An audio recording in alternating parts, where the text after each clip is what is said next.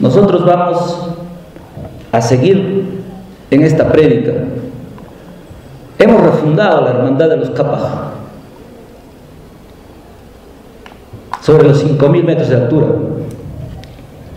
en el Apu Coyuriti el año pasado, y nos asumimos como andinos masónicos y hablamos como tal. Ya se me acabó el tiempo, muchas gracias. Vamos a seguir conversando y como les digo, tenemos algunas formas de difundir también ahora nuestra forma de pensar. En internet también pueden encontrar ustedes Javier Lajo en cualquier buscador, o también escribirme a javierlajo@hotmail.com, y yo voy a estar muy complacido para conversar con ustedes. Gracias.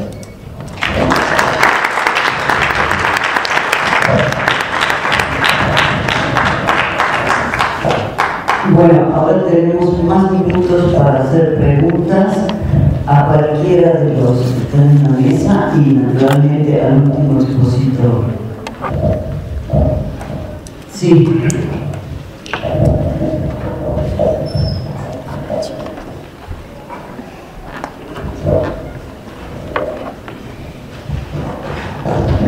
La pregunta es para el último expositor. Bueno, son primero una aclaración, luego una pregunta.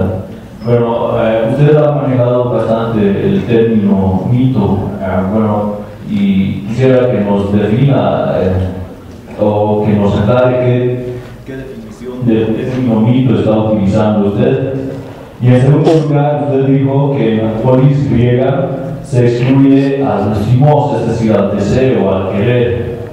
Pero, ¿qué pasa en algunas obras qué ocurre con algunas obras de Platón que comienzan precisamente con las situaciones bien concretas de la emocionalidad del hombre griego, del hombre ateniense? Son estos. Pero eso es solamente un querer, un desear. Las principales crisis que ha tenido el pensamiento occidental ha sido en los momentos en que surge el romanticismo como corriente, y surge precisamente por ese impulso, por ese empuje del sentimiento, de la emoción,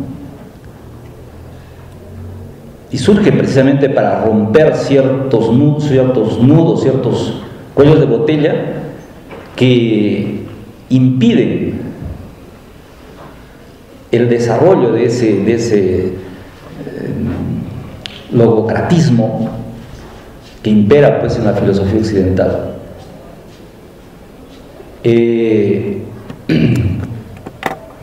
Fíjense ustedes, el mito se tiene que definir en sí mismo con algún ejemplo. El mejor ejemplo para mí es ese mellizo crudo que se llama pan. Hay un autor, Snell, que habla sobre el origen del pensamiento en Europa y que nos habla de lo que es Arcadia, ¿no? Esa especie de región parecida al paraíso, ¿no? Y en donde Pan es pues el Dios, y Pan es un ser doble,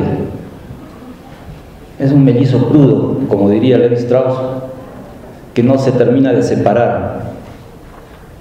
La mitad es animal y la otra mitad es parecido a Dios, pero se le asoman los cachitos, ¿no?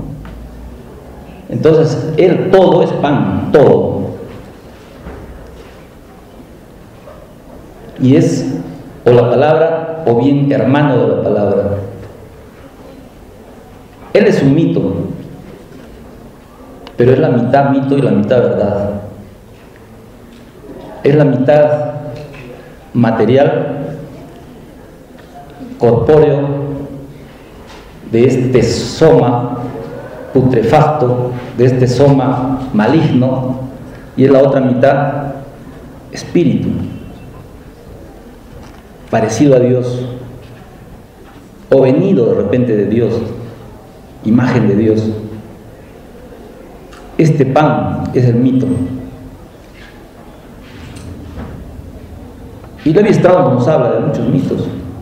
Por ejemplo, el mito de la liebre, el leporino, que es también un mellizo crudo, que no ha terminado de separarse porque tiene el labio partido.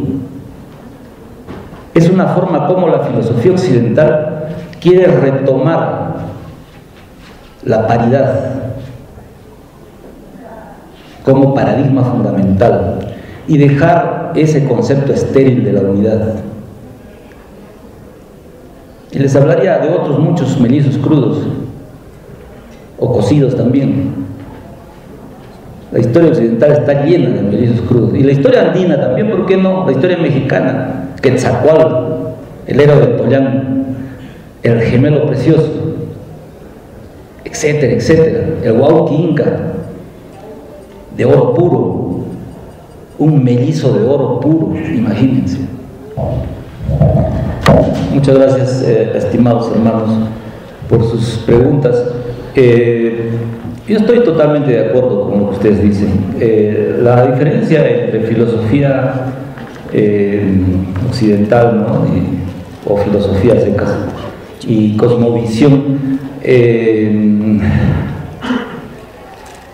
es pues yo diría que lo fundamental en la filosofía es el uso de la razón, ¿no?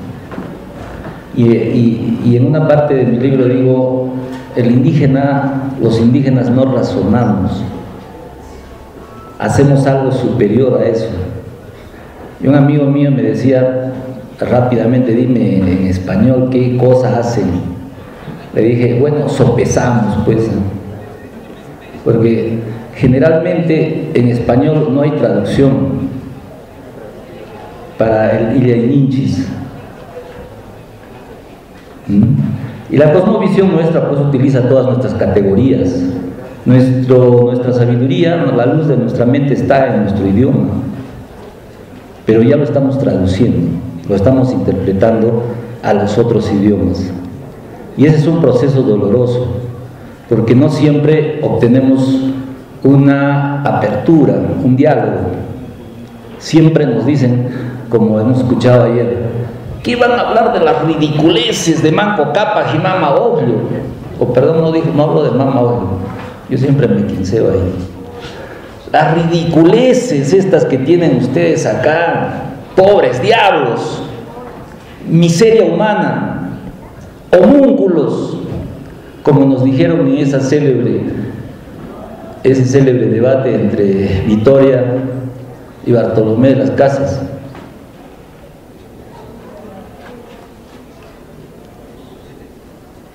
Eso ya se acabó.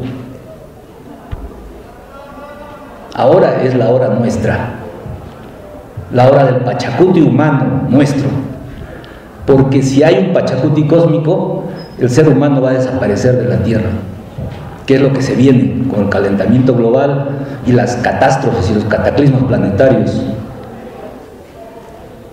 Si no sacamos nuestra sabiduría ancestral, antigua, prediluviana, inclusive de Tiahuanaco, de Amantaní, de Cusco, el planeta se va a destruir, y eso no es broma. La vida va a desaparecer, vamos a volver a foja cero, y la vida va a tener otra oportunidad. Pero ¿quién quiere que se destruya lo que hemos avanzado hasta ahora? Por favor. Miles de años de cultura humana se irían al diablo. Por eso existe Tiahuanaco, eterno. Cusco. Nuestros padres, nuestros antepasados construyeron para la eternidad. Ese es el Capañán, el camino de los justos.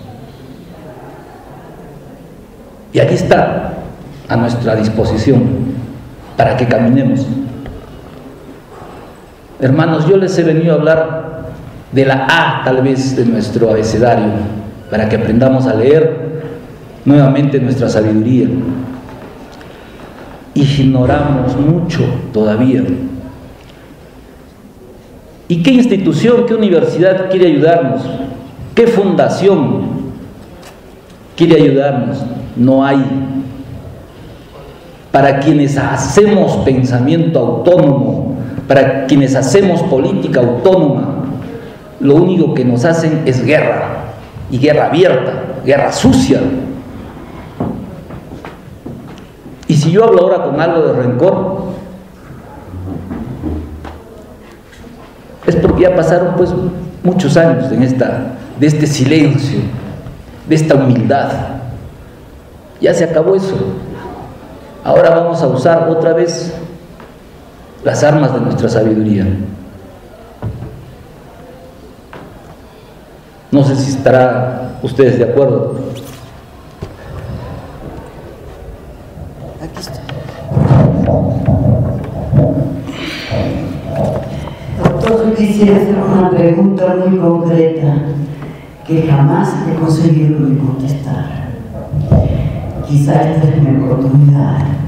He visto que es usted economista.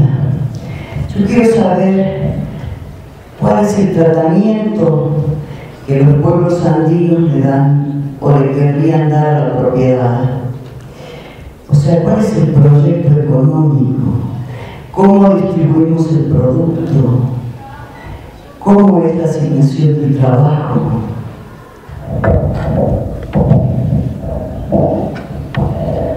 Bueno, yo creo que eso es algo bastante difícil de responder en un tiempo limitado.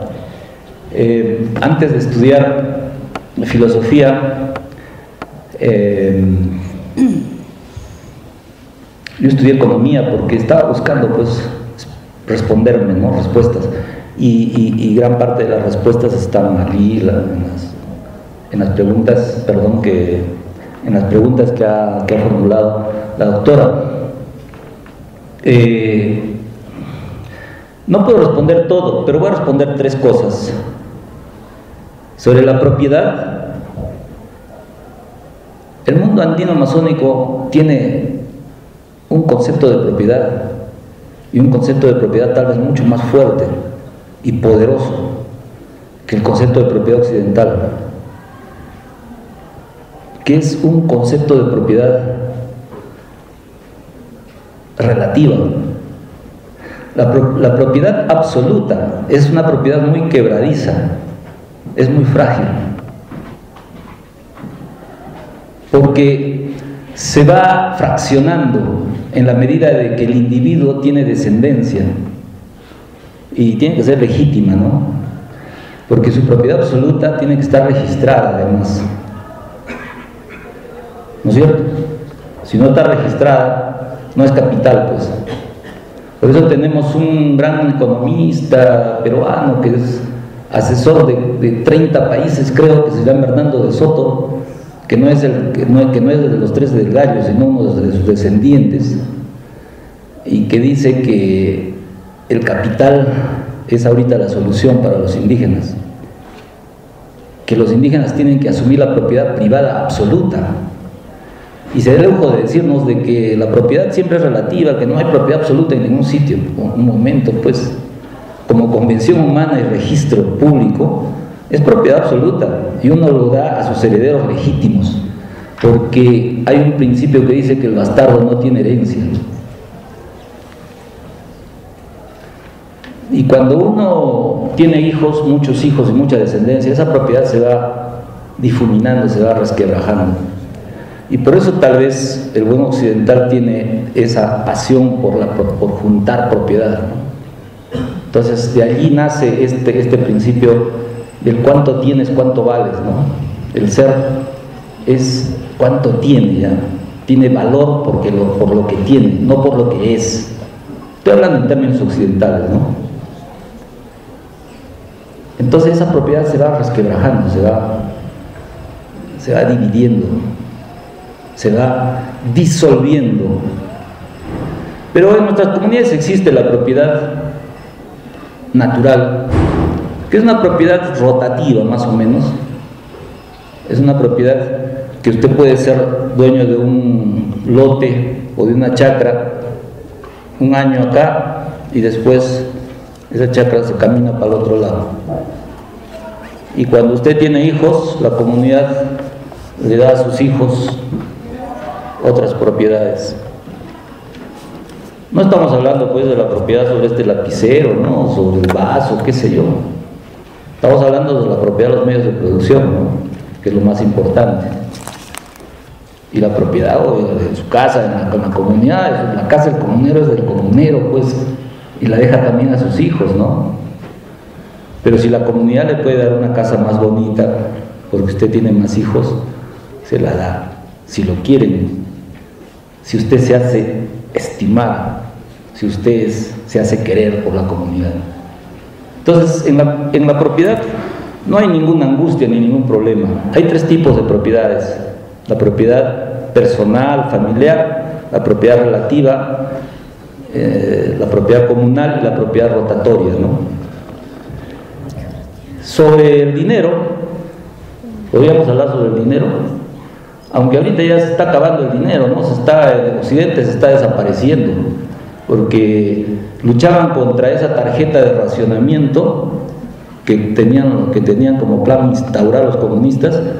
Y ahorita en Occidente el neoliberalismo ha propagandizado mucho. El neoliberalismo, perdón, es una propuesta cultural, no es solamente una propuesta económica, es una propuesta de civilización, y según ellos no hay alternativa a su propuesta.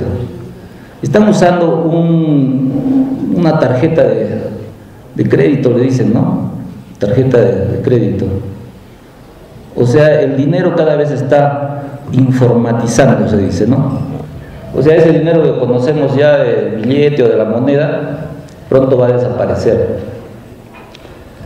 Y lógicamente Marx tiene mucha razón, ¿no? Cuando dice que el avance pues de las fuerzas productivas, ¿no? La tecnología, qué sé yo, va haciendo de que lo que el capitalismo considera absoluto se vaya disolviendo y se vaya haciendo más colectivo,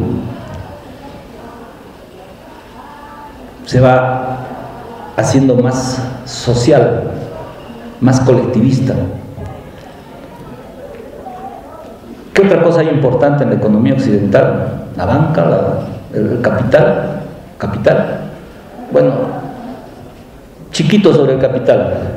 Los neoliberales quisieron imponer la dictadura del capital especulativo. Es decir, estos capitales vampiros, ¿no? Que llegaban a un sitio, a un país, le chupaban toda la sangre y luego se marchaban a otro lado.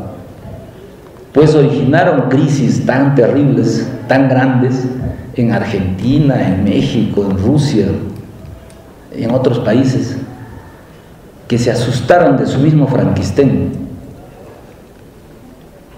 y soltaron la presa, lógicamente. Y ahora la presa les estalló en la cara, ¿no? Porque se prestaron tanto dinero unos a otros que al final dijeron, bueno, ¿y cuál es nuestro respaldo, no? ¿Dónde está nuestro respaldo? Tenían tantas hipotecas, ¿no? Hicieron tanto carrusel con esto de los créditos que se quedaron pasmados, en crisis total. Y hay una anécdota de un economista ecuatoriano que hizo la división entre la cantidad de billones de dólares que iban a dar a la banca norteamericana y a la banca europea los estados que bueno, pues tuvieron que intervenir en la economía, en la banca. Y se fue al diablo esta hipocresía del neoliberalismo de decir que el Estado no intervenga. No debe haber proteccionismo, pero para el Perú sí, para Bolivia también. Perdón, cuidado con ser proteccionistas. Cuidado con ser proteccionistas. Cuando ellos están soltando billones de dólares a sus bancas para protegerlos, nosotros no debemos ser proteccionistas. Dividieron la cantidad de billones entre la cantidad de seres humanos y resultó que cada ser humano, si nos dieran el dinero en contante y sonante, seríamos ricos. ¿Y por qué no lo hacen así? El que sabe un mínimo del manejo de la banca va a saber que si hacen ese tipo de repartición, el mundo explota en pedazos. La economía capitalista se va al diablo. El sistema se hace trizas. Yo les puedo hablar algo más técnicamente de estas cosas, pero no tenemos tiempo. Gracias.